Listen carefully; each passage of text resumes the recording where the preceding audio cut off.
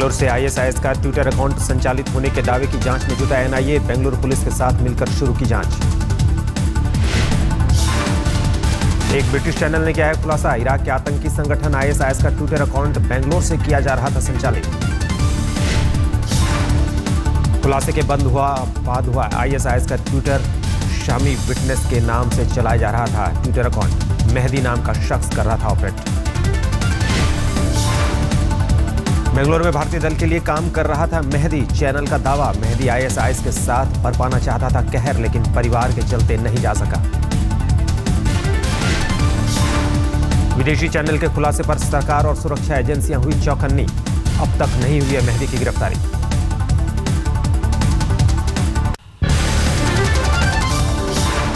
शारदा घोटाले में गिरफ्तार पश्चिम बंगाल के परिवहन मंत्री मदन मित्रा आज कोर्ट में होंगे पेश। सीबीआई ने कल किया था गिरफ्तार। मित्रा ने ममता को सौंपा इस्तीफा। ममता ने मंजूर करने से किया इनकार।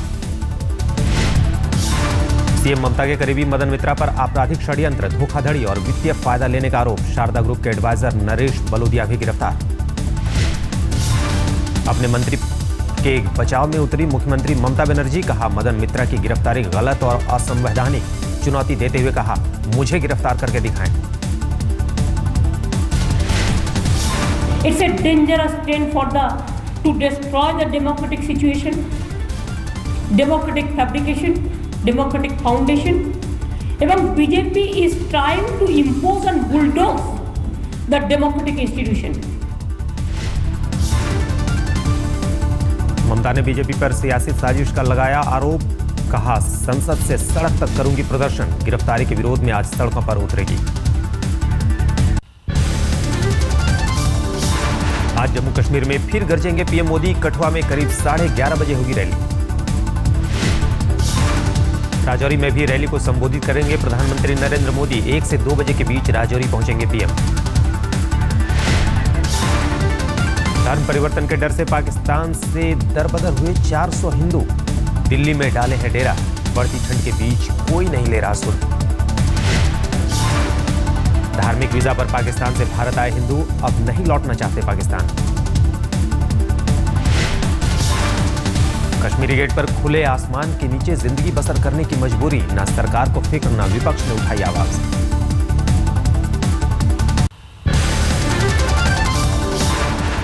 संसद पर हुए आतंकी हमले की आज 13वीं बरसी। साल 2001 में हुए आतंकी हमले में 9 सुरक्षाकर्मी हुए थे शहीद।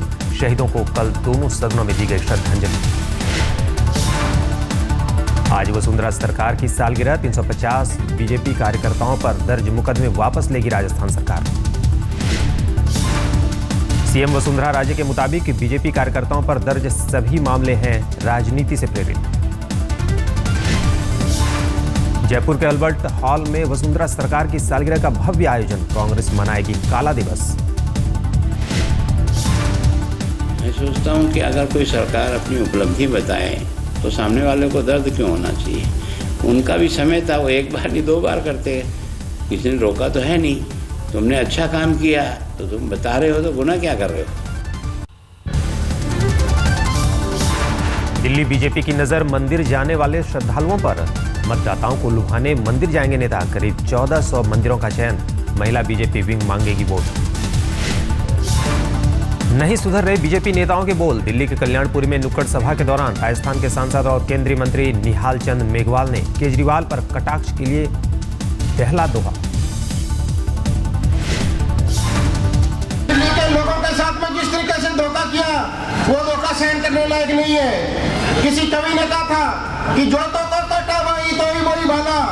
वो भी तो जो तो कटा भाई वही भाला। वो समझेगा पड़ा किसी से पाला। खजाना भरने के लिए लंच डिनर के बाद अब आम आदमी पार्टी का शगुन कैंपेन। ट्रेलर विंग दिल्ली के व्यापारियों से मोबाइल ऐप के जरिए वसूलेगी शगुन। आपका चुनावी शगुन 251 रुपए से लेकर 21,000 रुपए तक का होगा।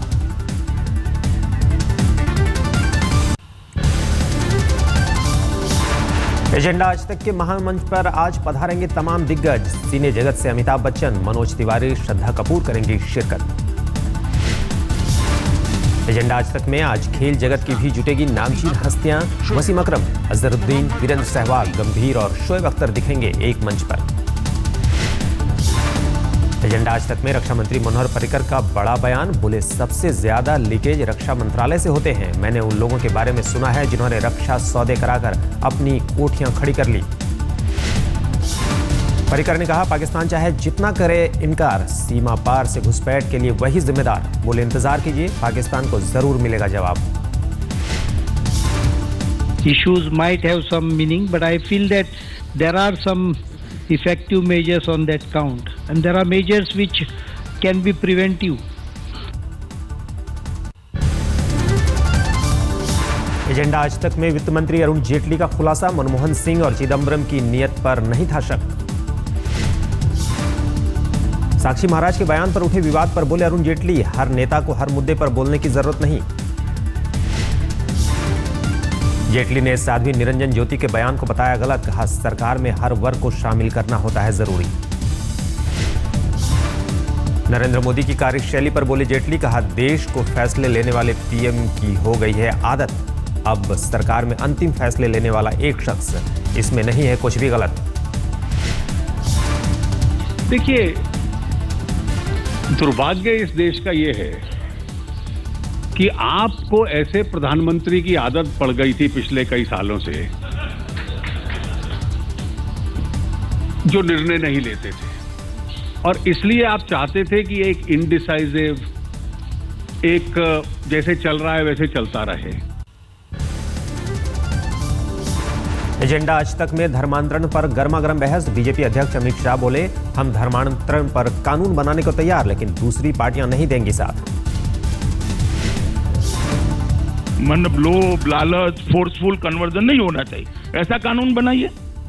मैं आपको गारंटी देता हूं भारतीय जनता पार्टी के अलावे कोई पार्टी सरफेस पर नहीं आएगी इस कानून के समर्थन में।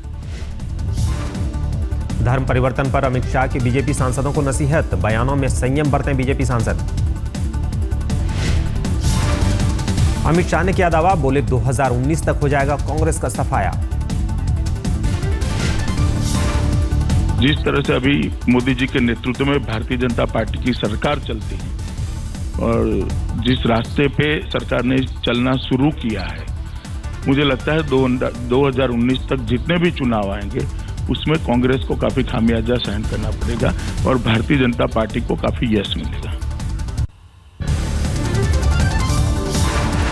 एजेंडा आज तक में लालू यादव ने किया दावा, थोड़े दिनों में निकल जाएगी सरकार की हवा, कहा 6 महीने में गिर जाएगी मोदी सरकार। देखिए, कितना भी आप डंका बजाइएगा, धबाक से मोदी सरकार को गिरना है 6 महीना में। यहाँ हवा निकला, धबाक से गिरेगा फिर कूड़ा करकट। लालू यादव ने मोदी सरकार पर किया तंज, कहा केंद्रीय मंत्रियों की कोई अहमियत नहीं, महज एक शख्स ही सर्वे सर्वा। बिहार के पूर्व मुख्यमंत्री नीतीश कुमार ने काले धन पर मोदी सरकार पर साधा निशाना। एजेंडा आज तक में कहा लोगों के खाते में कहां हैं 15 लाख रुपए। नीतीश ने कहा जनता परिवार की एक नाम से पार्टी आने पर पड़ेगा फर्क, विकास के लिए बताया जरूरी।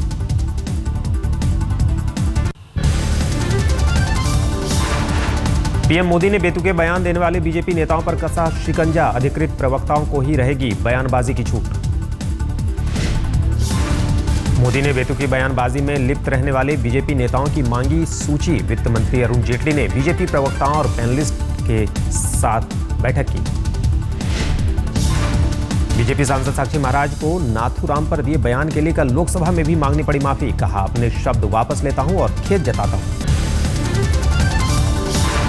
रायपुर में एक कार्यक्रम में शिरकत करने पहुंचे बीजेपी अध्यक्ष अमित शाह ने दोहराते हुए कहा पार्टी का सिर्फ एक ही चेहरा है और वो है नरेंद्र मोदी। अमित शाह ने किया दावा, कहा 31 मार्च 2015 तक बीजेपी होगी दुनिया की सबसे बड़ी लोकतांत्रिक पार्टी, कार्यकर्ताओं की संख्या 10 करोड़ से ज्यादा होगी। नोबेल शांति पुरस्कार विजेता कैलाश सत्यार्थी को नहीं जानते मोदी के कुछ मंत्री, पहले कैलाश सत्यार्थी को कैलाश विजय वर्गीय समझकर दी बधाई, फिर दी सफाई। परसों में इसी तरह मीटिंग करके निकल रहा था और हाउस एडजर्न हो गई थी। मैं इसे पूछा तो बोले कैलाश विजय वर्गीय के बारे में कहा, मेरे को बढ़िया यार आपको पूछना चाहिए कि कैलाश सत्यार्थी, अरे कैलाश सत्यार्थी तो हमारे देश की शान है। कैलाश सत्यार्थी जी में और कैलाश विजयवर्गीय जी में कुछ कंफ्यूजन हुआ और समझ नहीं पाए, इसलिए इस तरह की बात आई होंगी। हमसे ही बात हुई थी। बाल ठाकरे की वसीयत पर बॉम्बे हाई कोर्ट का अहम सुझाव, कहा उद्धव ठाकरे और जयदेव समझौते पर पहुंचने की करें कोशिश। करीब 15 करोड़ की संपत्ति को लेकर हो रही है मुकदमेबाजी। जयदेव ने बाला साहब की वसीयत पर उठाया था सवाल, कहा मराठी मानुष की बात करने वाले पिता अंग्रेजी में कैसे कर सकते हैं दस्तखत। पूर्व क्रिकेटर और सांसद सचिन तेंदुलकर हुए भावुक। मुंबई में IIT स्पोर्ट्स मीट में पहुंचे थे सचिन। भावुक सचिन ने कहा खेल जगत से जुड़े हर शख्स के लिए ये पचाना बहुत मुश्किल कि अब वो खिलाड़ी नहीं रहा। I remember when I was an active sportsman. It's hard to digest that I'm no more an active sportsman. Jharkhand और जम्मू कश्मीर में चौथे दौर की वोटिंग के लिए कल थमा चुनाव प्रचार। 14 दिसंबर को होगा मतदान। चौथे दौर में जम्मू कश्मीर के 18 और झारखंड की 15 सीटों पर होगा मतदान। प्रशासन ने कहा पुख्ता है इंतजाम। झारखंड के लोहरदगा में करीब 100 माओवादियों ने एक बॉक्साइट खदान पर बोला धावा। मौके पर खड़े 18 ट्रक और 5 मशीनों को आग के हवाले किया। नक्सलियों के हमले में शामिल था बाल दस्ता। करीब 60 नाबालिग थे मौजूद। आगजनी से करीब 3 करोड़ का नुकसान। जियोमैक्स कंपनी ने लीज पर ली थी जमीन। लेवी की रकम को लेकर था विवाद।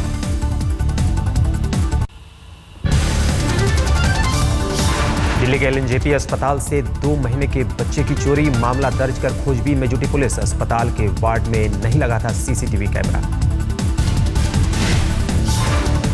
जबरदस्ती उठा के ले गया था। पूछा ले गया बुलमा में उठा के बच्चा। चोरी को उस समय गार्ड वार्ड नहीं था, कोई नहीं था अस्पताल में, वार्ड में? वहाँ तो सब था, सारे थे। हाँ। दिल्ली पुलिस ने गांधीनगर कत्ल की गुत्थी सुलझाई। एंटीक चांदी के सिक्कों को लूटने के लिए बुजुर्ग व्यापारी की हुई थी हत्या। धरे गए 3 आरोपी। पुलिस ने 373 चांदी के एंटीक सिक्के किए बरामद। ब्रिटिश काल के हैं सिक्के। 8 दिसंबर को हुई थी वारदात। हरियाणा के भिवानी में खेत की रखवाली के लिए किसानों ने थामी बंदूकें। धान की चोरी से परेशान है किसान।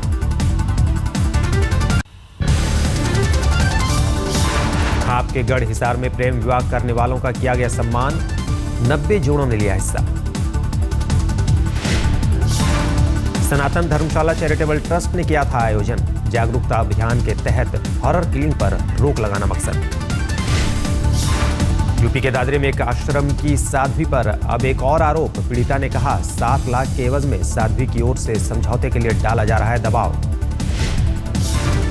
साध्वी पर समलैंगिक के शोषण का है आरोप। पीड़िता से बाल संरक्षण आयोग ने की मुलाकात। समलैंगिक शादी से जुड़े मामलों में गठित SIT के एक सदस्य सुशील वर्मा ने दिया इस्तीफा। पुलिस पर लगाया केस में ढिलाई बरतने का आरोप।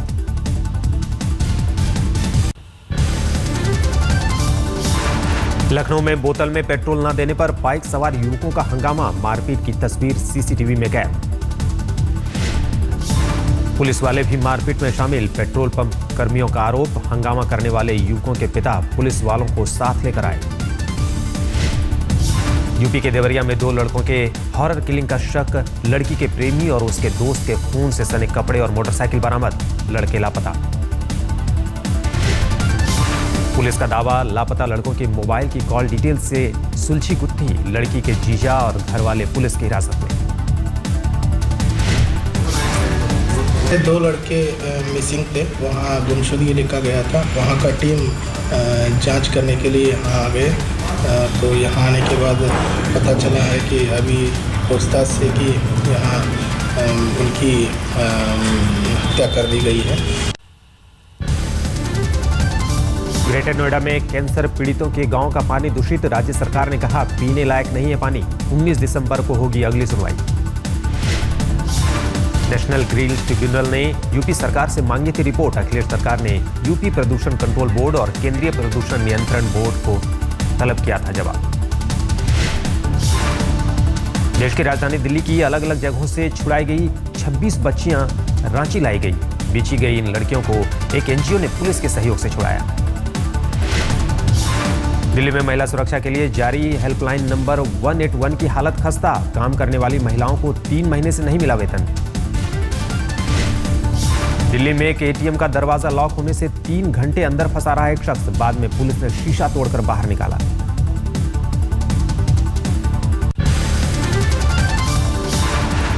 अमृतसर के नेत्र शिविर में रोशनी गंवाने वालों का हाल जानने पहुंचे मुख्यमंत्री प्रकाश सिंह बादल। आंखें खो चुके लोगों को पेंशन देने का किया ऐलान। सीएम ने आंखों की रोशनी की 2 से 3 हजार रुपए लगाई कीमत। हर महीने 3 हजार तक मिलेगी पेंशन। गुजरात की मुख्यमंत्री आनंदीबेन पटेल ने सरकारी स्कूलों में शौचालयों की स्थिति का लिया जायजा। गंदगी पर अधिकारियों को पड़ी फटकार। छत्तीसगढ़ में जुटे हैं देश भर से साहित्यकार। देश में कला साहित्य से लेकर राजनीति में बदलाव और भविष्य के भारत पर चिंतन मनन। सीएम रमन सिंह ने कहा, साहित्य हर दौर में है प्रासंगिक। राष्ट्रपति भवन को मिला नया सेरेमोनियल हॉल। राष्ट्रपति प्रणब मुखर्जी ने किया उद्घाटन।